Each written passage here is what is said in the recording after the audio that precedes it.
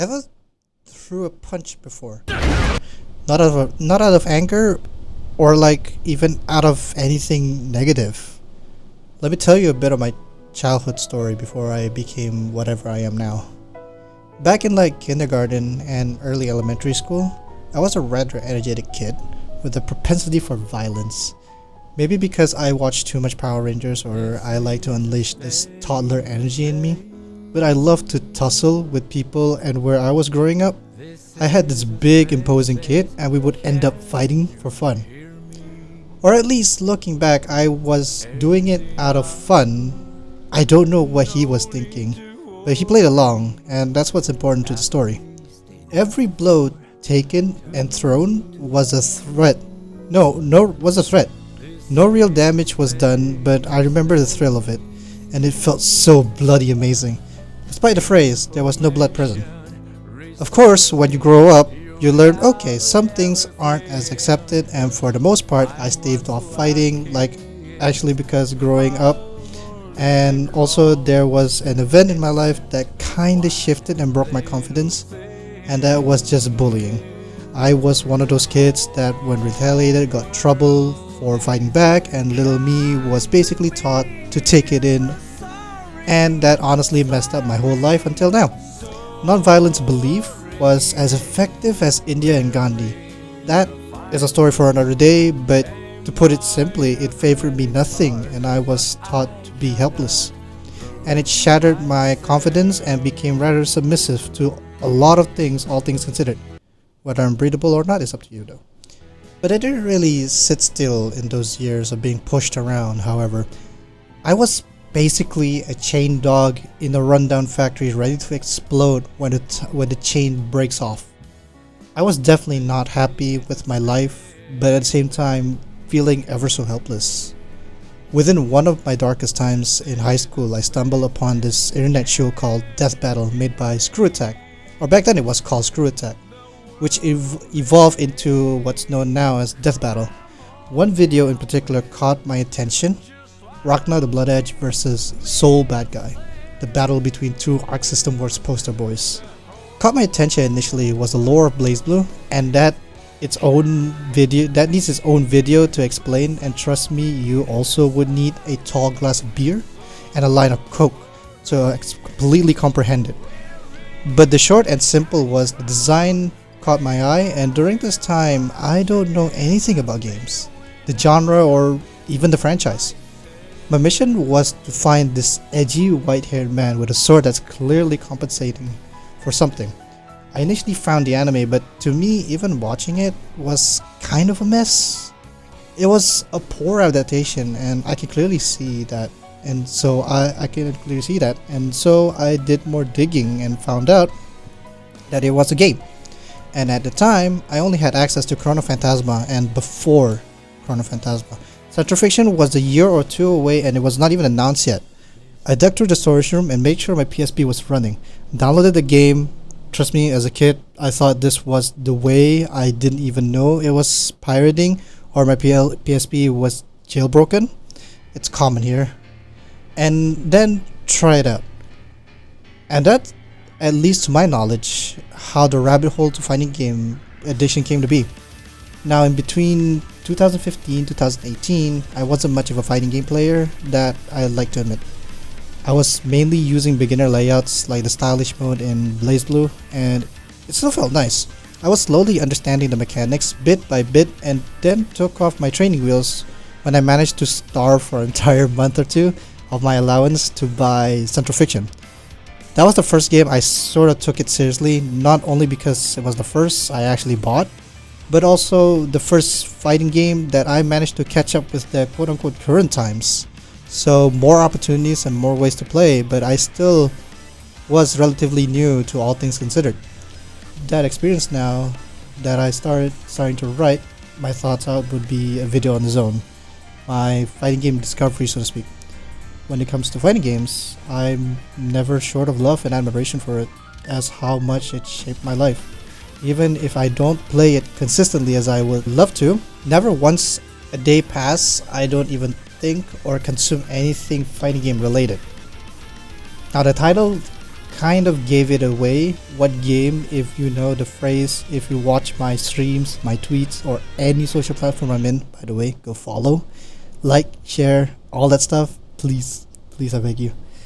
I love Guilty Gear to bits. Even Blazblue might be my first Arc System games, but Guilty Gear hits differently. Specifically Strife. Strife was the first game that I played after my hiatus from fighting games around 2018 to 2021. When I first heard its announcement in Evo back in 2019, I was super hyped. And for background context, the reason why I took a long hiatus was mainly for four big reasons during early years of college. I was starting out my foundations level college and wanted a big image change. That meant I go out more, hang out more, socialize, and partake in many club and college activities across my 2 semesters. Was it worth it? It was. I got my most solid friend group comparable to the group I have in high school, and those times are still and is considered at the time I peaked. I wouldn't say I'm clinging to those times, but I want to do better in hopes of breaking that peak. But I'm getting ahead of myself. My uni had horrible internet, so all I could really do was play with a computer bot or my roommates, and to be honest, while I was never Daigo, Umisho, or Ni, and the list goes on really. I was what people call intermediate. I have decent understanding and muscle memory for inputs and have the library of moves downloaded into my noggin. But if you put me against a computer competent player, I would shatter to pieces. And fighting with an absolute outsider, like my roommates, was not fun, no matter how much they tell me not to hold back. Oh, if they ever say that now that I have more experience and actually enter in tournaments, it would be crushed.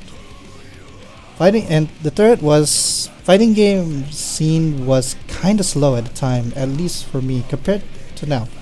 It was rather a stagnant point, so to me, it was not worth investing time and attention, though I still watched Evo and Evo Japan while on the jog too. It was hilarious as how many polls I ran into, but it was rather stagnant, and in hindsight it was a transitional period to what at least I'd call the new age or the new renaissance of fighting games. And fourth is I got a new laptop and was focused on trying out different games for uni and joined more games towards my uni friends' preference like Counter-Strike, League of Legends, and luckily I didn't delve deep enough to becoming those people. Now when I saw the finals for, I believe it was Cross Tag back in 2019, I saw Daisuke came up to the stage and I immediately thought he was going to announce a new Guilty Gear. There's no way. It's Daisuke. And up to this point, I see this man as a role model. Go watch his documentary by Archipel, both on Strive and on Ishiwatari himself. It's hell inspirational to see how he came to be and who Ishiwatari is. Imagine a Monday morning. I was groggy, wasn't feeling it to go to class, but I persisted while watching the live stream, waiting for my lecturer outside because the door was locked along with my classmates. I saw the ravine, and this was the first trailer. It was a ravine and 2 weapons stuck there, the Junkyard Dog and the Thundersteel. I was already gasping, and then when the song kicked in, I screamed so hard. Everyone turned their heads to look at the stupid child screaming at his phone. I was fresh out of watching a documentary of how DBZ was created and the GGST talk about how Exar was made. To boot, I managed to gather enough money to even buy Exar Rev legally, so Guilty Gear was well fresh in my mind, and seeing it rattled me to my apathetic core. The announcement was made, and it was the radio silent for about 2 years, with announcements of character here and there, which I'll spare you the details. The pandemic happened, and to be honest, it's a worn out story, and I'm sure the years have been cruel to everyone. I basically lost everything: motivation, a partner, my flow, and even my hopes and dreams. I got rejected from the faculty where I wanted to get my degree in and was put into essentially a course I'd rather not be in. And that's 3 years ago, as of writing and recording this. I was in shambles. What was once a bright-eyed happy dude turned bitter, apathetic, frankly depressed piece of garbage. It all sounds like a broken record in the series, in particular regarding finding hope and seeing for a better future through self-improvement, newfound reasons to live. But I consider those years as my lowest up to date and could say a new arc or just a life-altering time. To me, those years took away so many things from me so quickly and kept hammering me. And it was only last year I got to sort out my emotions out properly. Sob story aside, when the news dropped that Guilty Gear was to come out around 2021, I was excited. As excited as an apathetic soulless shell of a man I would be.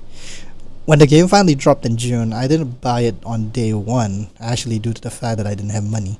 I stayed at home and my student loans for the semester was already dry from constant snacking and dumb impulse spending for a crumb of dopamine and paying off my phone bills.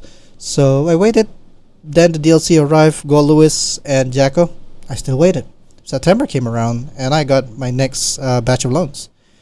Irresponsible looking back, but I took the chance. I didn't hesitate. I got the game the moment I got an email, and consequences be damn. And that was the beginning of a journey, one that'll lead me to many improvements and many great experiences. Cue the music.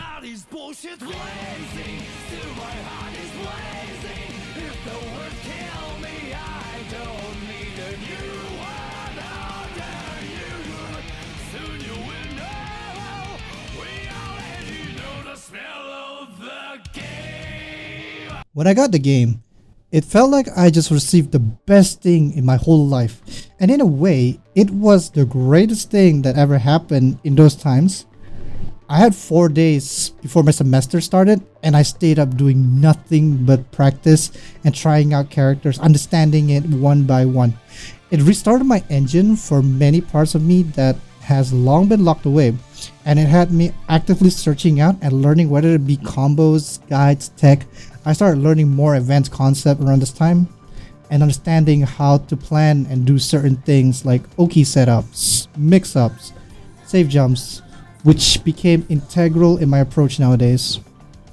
Character after character, I decided to pick what at the time was considered one of the hardest character, and this is before I found out how absolutely broken the character is. I chose Nagoriyuki. Every main I play I always want to try and pick what fits my mental state at the time because I like to express myself via gameplay and characters. Nagoriyuki fits that mindset of just believing that discipline and constant practice will reap results. He always, in a way, taught me to be more patient and more methodical in my plan, and mind you, this is me starting out and learning them through character. I wasn't watching match footage yet, since his blood rage mechanic and his gimmick that allows him to cancel his special into another special was enticing. I needed to keep in check as to not lose half of my health bar at once. That was the mission. So the next 2 to 3 weeks of just grinding online classes, I would be practicing my combos in the background while answering questions that they throw at me like the example student I am. Not. After classes and any chance I get, I would polish my inputs and combos day after day. It was the first time in forever that I had something I did consistently, non-stop, even almost routine-like, which is a big feat nowadays given my circumstances. I rarely enjoy routines, and I pretty much don't enjoy the routine I'm currently in. But somehow, I couldn't make an exception for Guilty Gear, and by proxy, a lot of games these days. Pause on the story, real quick. And can we talk about the music? Because around this time was the time I started picking up Guilty Gear Strive's music, and it's no secret that I absolutely love them all. Love it to bits. One of the biggest contributors to moving forwards personally, the song, honestly, while I'm no music expert, for me it hits many angles in my opinion. The lyrics, when days you need to hear words, hits nicely with the execution, like in Soul's Find Your One Way. Lyrics like listen to your heart, let the voice in your head is a real feeling of just snap out of it and fight. Or Nagoriyuki's theme, which was just pure badassery of self-improvement and samurai bravado, like not giving up. Like bring it out, keep grinding, diving deep like cold steel. I won't face my doom, sayonara. And then there's later down the line, like Rock and Roll and Rock Hard Mania, with lyrics like keep on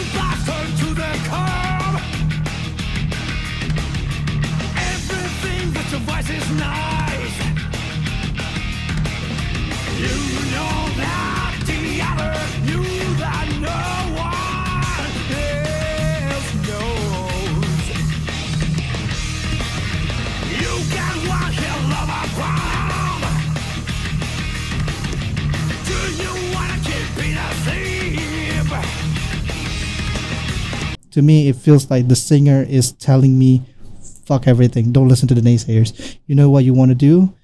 They're more than anyone else, and you got potential and passion in you, so don't let it die out. And then continue on with lyrics like, Don't hold back, let them laugh at you. I'll go with you if you're straight. No one knows you are made of steel. Made of steel. reassurance by the singer that he will be with you in spirit. Do what you sought out. And how is that not empowering? Other songs also fits this emotional process and in ways help me sort out my emotions because music is powerful. And metal and rock in particular is good at clawing out my locked heart. Requiem, which is Eno's theme, helps me sort out feelings of helplessness and hopeless future.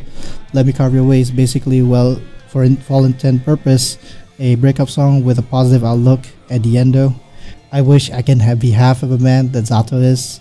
Milia feels like a song about self-acceptance along with Kai, but his is more towards conviction on being a father, leader, and overall icon of justice, not his mom-in-law, I mean.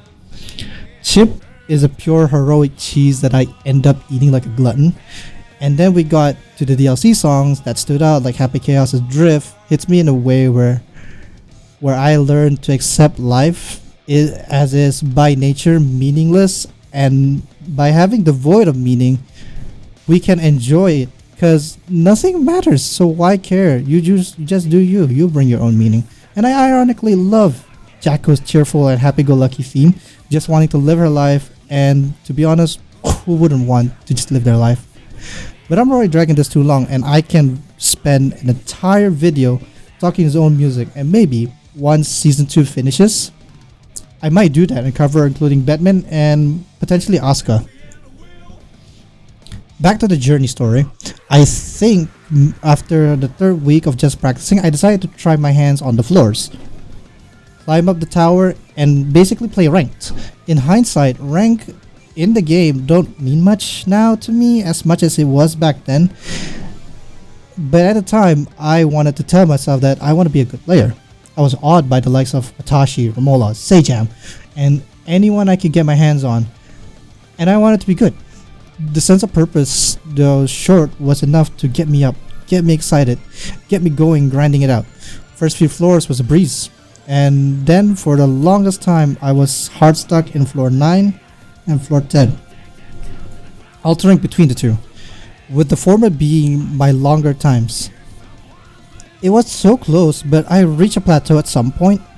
Looking back, it was just me trying to digest too many things, everything, everywhere at once. Great movie. So not everything was going to stick, and clearly I'm transitioning into being a better for sure, but I need somewhere to see where my issue really lied. Another few weeks and months pass of practice and I reached floor 10. Celestial at the time was too daunting for me, I'll be honest. Somehow my brain didn't think joining a tournament was not more daunting than trying to get into Celestial 4, but I'm not as smart as Bob in the drawer.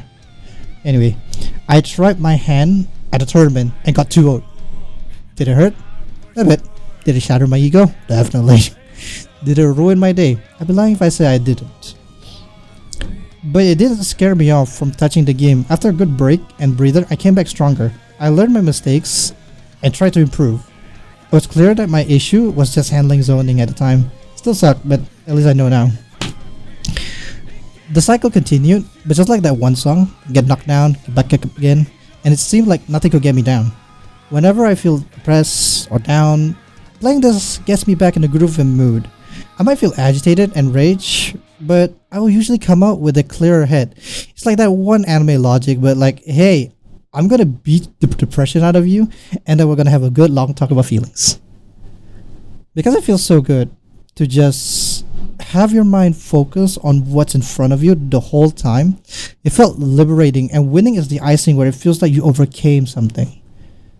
It was a nice escape from thinking of what's around me and just laser focus it into this one match. It felt like a challenge that has to be overcome. While I consider myself as a Nagoryuki main, the character itself still somehow doesn't resonate with my gameplay. With me gameplay wise. Character wise, he was solid and speaks to me, but gameplay not so much. It taught me and commended me to have a strong sense of discipline for sure, but it was not what I was looking for. That was until 25th January 2022 rolled around and we got our first official announcement trailer for a character. お頼み申すお頼み申す卒じながら冥府はいずこ下道が笑えば民が泣く諸行に拉致なき沙汰あれば魔道の始末を請負いいたす己は美老の三品侍指導死に花無料の所存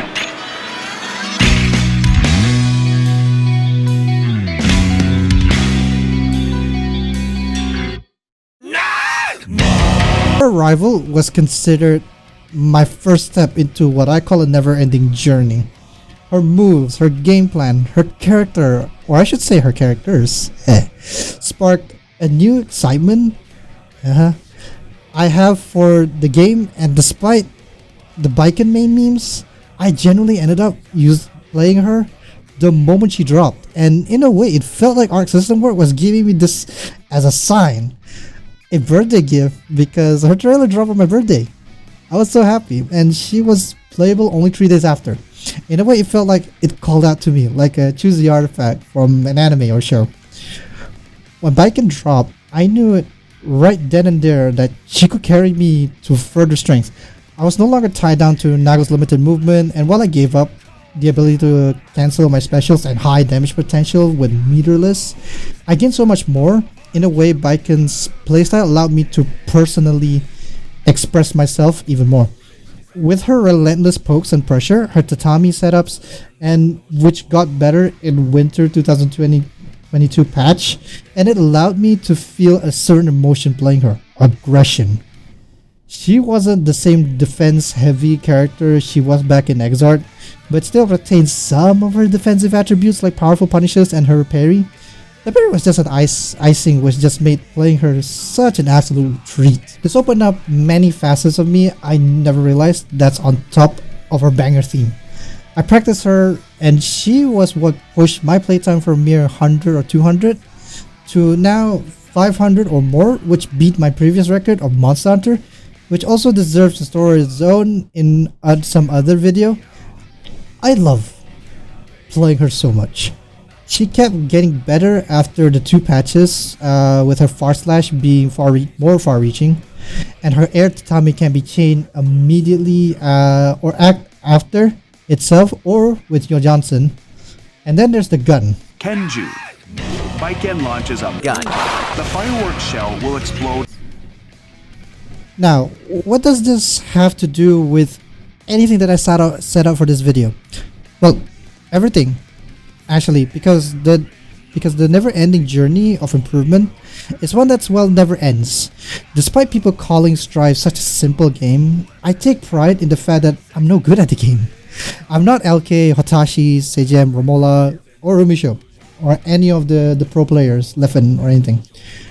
So to me, I've always have room to improve, and in truth they also do, but my point is that while games don't reflect 100% of what real life is, it sure as damn well bring out certain aspects of it on a more smaller scale, and understanding it on a larger scale helps me and hopefully you to understand that improvement comes to those who put in the work. There will be time that we don't know where to go or what to improve on. It can be frustrating. The best you can do is maintain it until you find what you want to work on. Work that 9 to 5 job that you may or may not like. In my case, I'd rather not, so please support me, I beg of you. And when you find that one passion you want to chase, go for it. At least if you did that 9 to 5, you have money to try. You have the resources, you have a safety net. You know, I've been living my days at home, lockdown, online classes, day in, day out, just to grow through the motions. And even now, as I'm stuck in an internship that frankly I regretted choosing. Following the flow and maintain what I already have, and so that I don't fall. at the very least. But when opportunity strikes, whether it be that one tech to counter your opponent or that moment my YouTube blows up, please don't hesitate to take the chance and wild throw it to the ground, and don't let him escape from the corner until you come out victorious. Thank you for listening, and thank you for supporting me. I hope this helps. See you next time. Hey, thanks for reaching out to the last part of the video. No more, this is unscripted completely. The last video took off in a way I didn't expect. I got DMs on Twitter saying that it moved them and praised me for my passions. Also, thank you for those who commented on my videos. Looking forward to my projects. It's a shame my first video was riddled with copyright claims, and in order to look for a solution, as of now, I made a Patreon. You don't have to pay anything as of now. Maybe if there's enough support and I can make it into a living, I would love to do so.